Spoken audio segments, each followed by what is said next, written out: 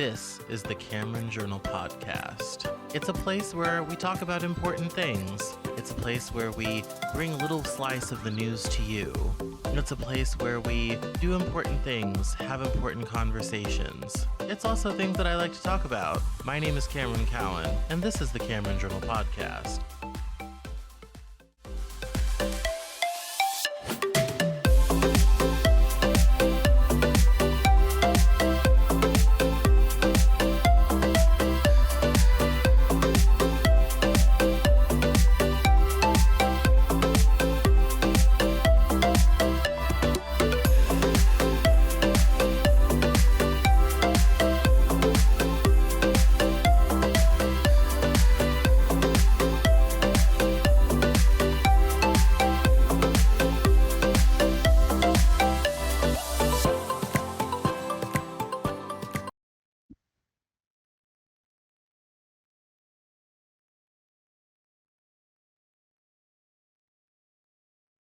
Today on the Cameron Journal Podcast, we are joined by Michael Sinclair, who is the author of some very interesting 1920s mysteries, which I'm excited to dive into because I also write a 1920s mystery series. And he has several books out, including a new one. And we're going to get into all the details about all of his writing and his process, how he came up with the series, all the fun stuff right now. Welcome to the Cameron Journal Podcast, Michael. How are you? I'm great. Thank you. Thank you for having me. Good, good, good. So, why don't we dive right in? Why don't you tell us a little bit about these books, The Consequences of Murder, Murder in Cucumber Alley? Just why don't you just dive us right in? Let us know what is the series about? What do you write about?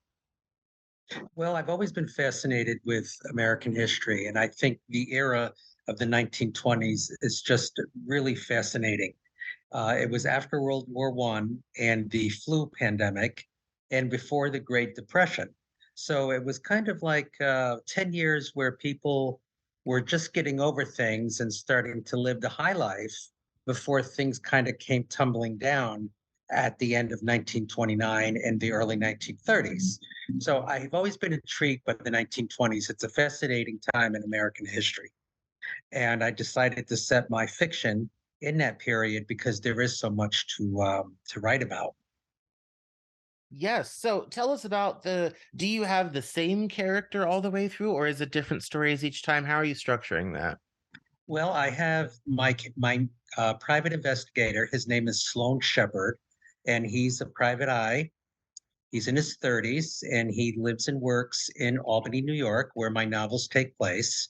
Hmm. And he solves crimes in Albany during the 1920s. So I do have one recurrent character in my three books. Nice. So, in terms of writing about this sort of stuff and all this type of thing, what got you to write these books? What motivated you to do it? Because writing's a lot of work, Well, so I'm always fascinated by what yeah, gets people moving. yes, it does. It is a lot of work, but I think work is okay as long as I think it's a lot of fun too. What I like about historical fiction for me is I do a lot of research. I am a librarian, so I am used to research, and I do know how to find information and how to find it pretty quickly. And when I haven't been able to find information, I know how to reach out to sources to get that information. So I think having the historical background and being a librarian and a teacher has facilitated my writing and setting my fiction in the 1920s. Absolutely, absolutely. So it's interesting. You're a librarian. So, may I ask, do you is the reason your book's set in Albany is because you live in Albany, New York? Yes, yes, Okay. I'm a native of the great city of Albany, the capital of New York State. And my first novel, an unfortunate coincidence, the main character in this novel is a librarian. And yeah, Perfect. yeah, the main character in my first novel is a librarian, and there's a lot of literary things in my books. My characters like to read, and they spend time in libraries. So my first novel my main character is a librarian. So Oh, that's kind of this, perfect. yeah, yeah. Yeah. Yeah, it's a fascinating thing. As a side note, how libraries have changed in the last several years. A lot more Well, than books these days. yes. I mean, the in an unfortunate coincidence, my first novel, the library I describe is the State Library in Albany, which is not in the location where it is now. And they still use the card catalog.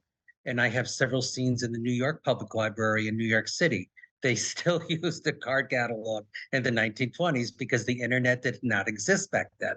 So libraries have changed. They've gone extremely digital and an electronic. The library I describe in this book here does not exist anymore because everything is electronic. But I think that's kind of the fun of reading something from years ago is that you don't expect to read about what you have today. I describe elevators that are have an attendant in the elevator. I describe card catalogs in the library. I describe picking up a telephone and having the operator say, "Number, please." Hey, those things don't exist anymore. We take that for granted. But in the 20s, that was life. That was a part of your life. Oh, No, I actually had to edit one of when I was working on one of my murder mystery stories, the IG Farben series. I had to edit all the telephone conversations because I did not realize till I found a random video on YouTube that like phone dialing didn't really become a thing till about World War II. And you right. had and my mother was kind of like, oh no, some of us who grew up in the country didn't have it for a long time thereafter either, and that was still a thing. And so that was kind of interesting. It honestly, and all the research I had done, I was so busy, recreating Chicago and the clothes and the this and the that, I had forgotten to research telephones. So yeah, that's absolutely fascinating. So yeah, that's great. So think about in terms of process. What is your writing process like? Are you a pantser? Are you an outliner? Do you plan everything? How does that work for you? Well, I think there has to be tension in the story, and there has to be your characters have to be real, and you have to care about your characters because if you don't care about your characters, I think your story just is going to fall apart. And there has to be motivation. What motivates the person to do what he or she did? Um, and I think it's more than just finding out who the guilty party is. It's seeing how the crime affected all the people in the novel, because it's really it does affect everybody. It doesn't just affect the victim's family or friends. It affects everybody. So I think having a lot of tension, conflict, and characters that you really care about has been what has been my process. And yes, I do outline. I do keep a notebook and I outline my characters and what each chapter is going to contain, but I make changes along the way. I don't hold to a rigid outline because things can change along the way. Um, Yeah, I think it's important to have a I like to have a plan but be flexible with it. So that it right, kind of gives an opportunity for new information to come to light or new things to happen if you find an interesting opportunity or have a new idea. definitely. Yeah. Now in terms of reading, what do you like to read? What inspires you? Well, I do like historical fiction and I like historical mysteries. I've read many of them. I've read Ellis Peters, Anne Perry. She has a good Victorian series. And I like a lot of the traditional British and American writers. I like a lot of classic writers like Charles Dickens and the Brontes. I think anything with a good storyline, a good plot, and characters that I care about. Because if I don't care about the characters, even as a reader, I'm not going to get too far with this with the book. I probably would just toss it aside. I got to care about these people I'm reading about. So, Yeah, I think that was one of the hardest things it was for me to learn when I first started writing several years ago. Um, because I'm the opposite. I don't care about characters at all. So, like, mhm, mhm. I can like them, I can not like them, I can connect with them or not connect with them. I don't really care. And so, uh, when I first started writing, I tended to write from a very kind of outside perspective. There wasn't really any I was all about, scenes and different ideas and all this type of thing. And I got some great feedback from somebody that was like, "We need a character. We need someone to believe in. We need someone to be passionate about." And so it really had to I had to change the whole way I wrote to do that because that is, I think, the most common thing people want when they're reading a book. Yeah, I would say that at least from what I've heard, that people do want to get into the characters that they're reading about, um, and want to know what motivated them to do what they did. I think I think you just can't have it. Well, he was insane, or she was eccentric. I think you have to have a good motivating factor for your character to do what he did. And I that's another thing that carries me through my writing. Yeah. Well, and I mean, say more about that. What do you, in terms of the characters and the mysteries and all that type of thing, is there any particular person you're trying to portray or situation you're trying to create? Well, I do want my 1920s um, background to be authentic. And as I said, I have done a lot of research on Albany, New York in the 1920s. And I have looked at the city and have seen what it's like. Many pictures, and I've talked to other librarians to find out exactly what the city was like during that era. In my second novel here, The Consequences of Murder, this deals with a family.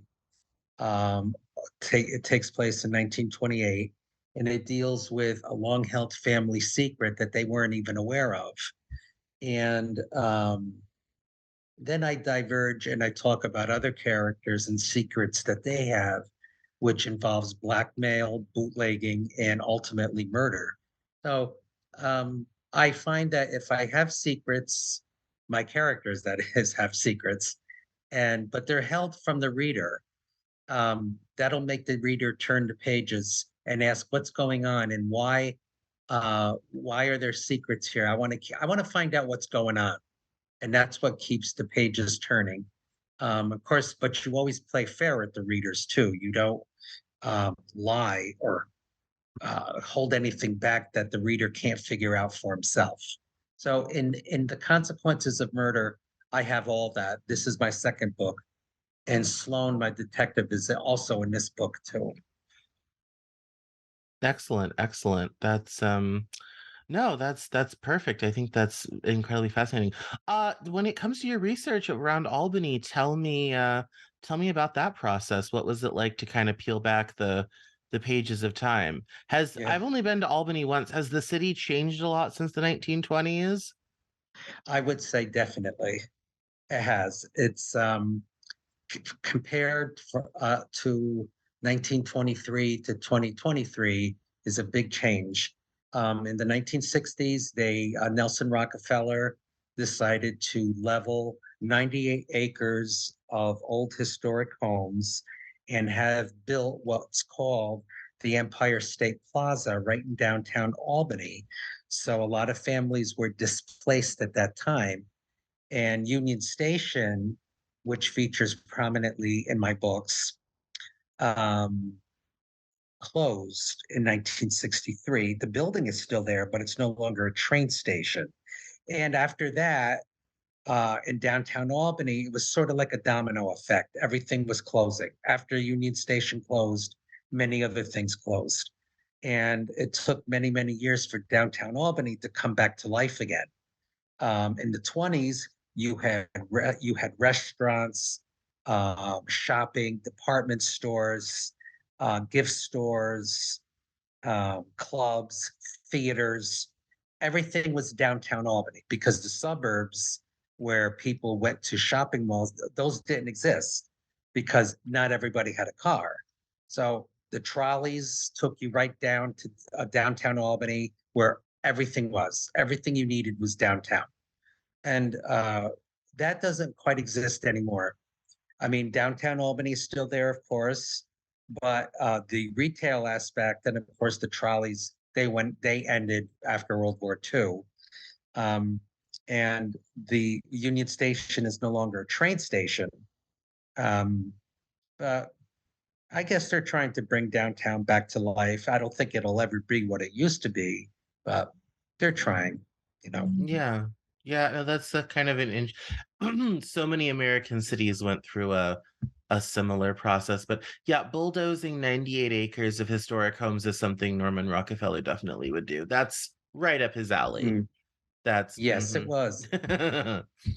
So, but that was also, I mean, especially if it was, blighted, which is code for a lot of poor people live there. It was very trendy back then to just, you know, let's bulldoze all of that and we'll put an interstate there, or we'll put we'll build a new plaza, sort of thing to get rid of the, undesirables. So so typical of the 1960s. So how about are how do you handle buildings and whatnot in your book? Do you try to use real locations around town, or do Yeah. you make it up? That's a good question. In my first two books, An Unfortunate Coincidence and The Consequences of Murder, I do use the state education department or the state education building. I use Union Station, which, as I mentioned, is still there, but it's no longer a train station. I use the Ten Eyck Hotel, which was a fabulous hotel in downtown Albany, but that was a victim of the wrecking ball in 1971 and a few other Albany landmarks, some that are there and some that are not. My third novel, Murder in Cucumber Alley, takes place in Schenectady, New York, just north of Albany. And when it's funny when I reread this, I realize that so much of what I wrote about actually still exists in Schenectady. The college, General Electric, GE was the home, or I should say, Schenectady was the home of GE. And so many things I describe in this book, this novel, still exist today. So um, s- this book of the three, this one has more things that are still around today than my first two. So, Yeah, no, that's quite impressive. Why the location change for book number three? well, I always like Schenectady. I just think it's such a cool town, and it's made such a big comeback in the last 20 odd years. My detective is still in Albany, and my character who the story is told through his point of view takes the trolley to Albany to meet him. So there are parts of Albany in Murder in Cucumber Alley, but the bulk of the book takes place in Schenectady. Yeah, I just started spending some time in different parts of New York State, not the city. And so this summer I was in Unadilla between Oneonta and Binghamton. And so Yeah. I had to drive through a bunch of these places to get to where I was going. So it's always fun to see, what buildings there are, what people are there, all this type of thing. It's very interesting. So, and oftentimes people will tell you different stories and whatnot along the way. So, um, Yeah. yeah, everybody seems to have a story about their town or their place, and they're desperate for someone to listen to them. So, Well, New York State is a big state. I mean, I mean, New York City is like here, and then the rest of New York State is up here. It's all it's of a big this, state. yeah, it is. Yeah, Yeah. yeah, it is I think I mean, New York City kind of gets the top billing, but I think people forget that there's a whole other world beyond the, north into the Well, west of yeah, White it is. I Plains. mean, Well, Albany is the state capital, and um, it's not as big as Manhattan, of course, but it's a good-sized city. It's a state capital. It's an important city, and there's a lot to see and do there. And I try to bring out the best of Albany in my two books. And even though it is in the 1920s, it's still a great city and a lot of history in Albany. Yes, yes, absolutely. No, that's so fascinating, and I think it's really cool how you've, tried to bring that to life in a place that probably a lot of people wouldn't think of. I think, most writers would, be taken in by New York City and would go there and do that there and all this type of thing, and you've kind of gone in the opposite direction. So I think that's really fascinating. Where do your books take place? My 1920s mystery series takes place in Chicago.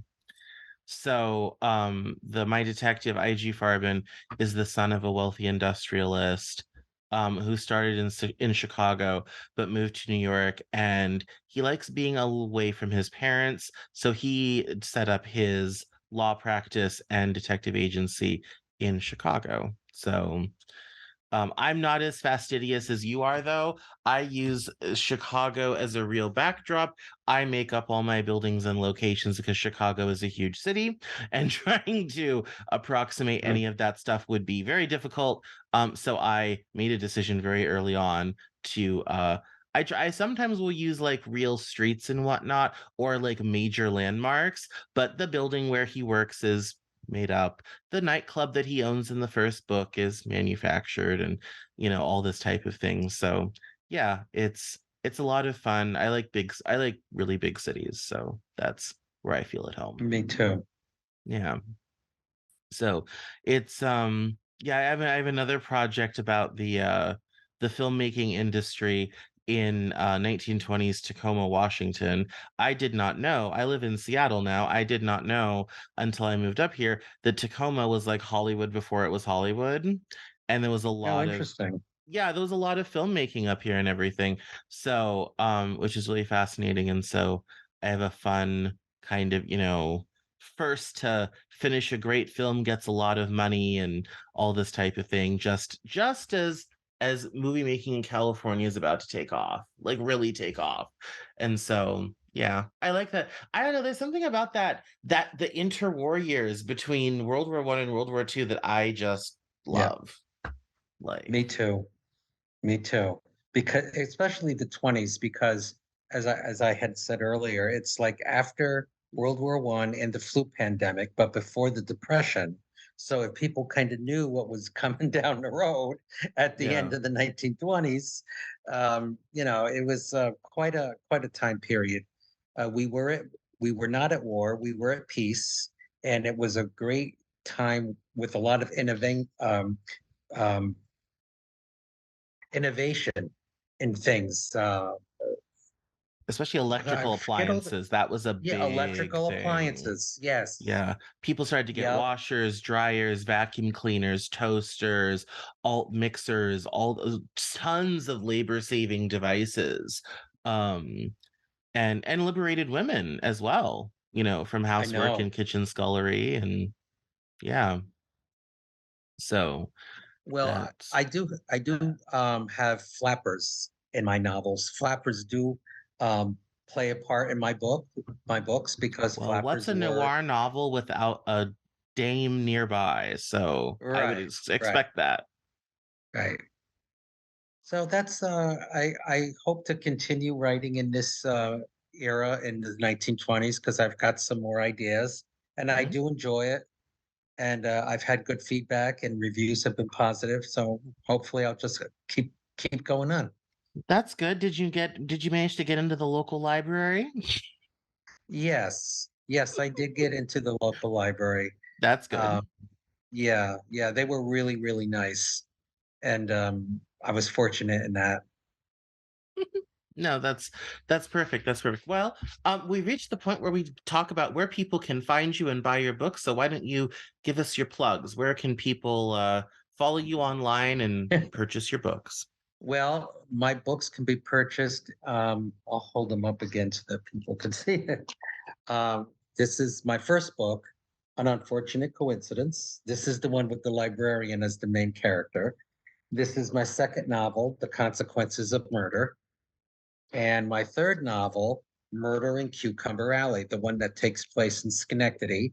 And I forgot to mention that Schenectady is the home of WGY, which is one of the first radio stations. It was discovered or opened in 1922.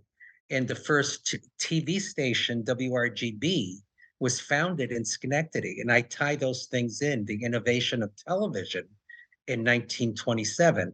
So that's in this novel. So those of you who like scientific discoveries might enjoy Murder in Cucumber Alley. My novels Absolutely. are available on Barnes and Noble, Amazon.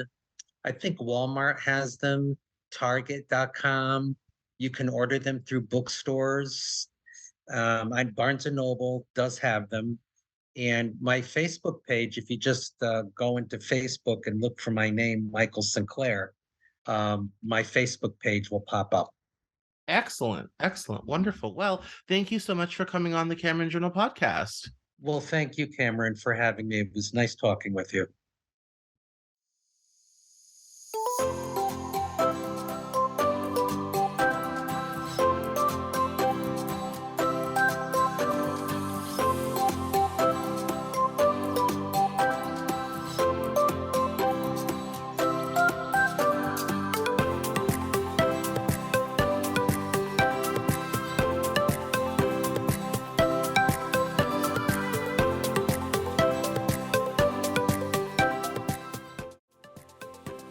That's all for this episode of the Cameron Journal podcast. Thank you so much for listening.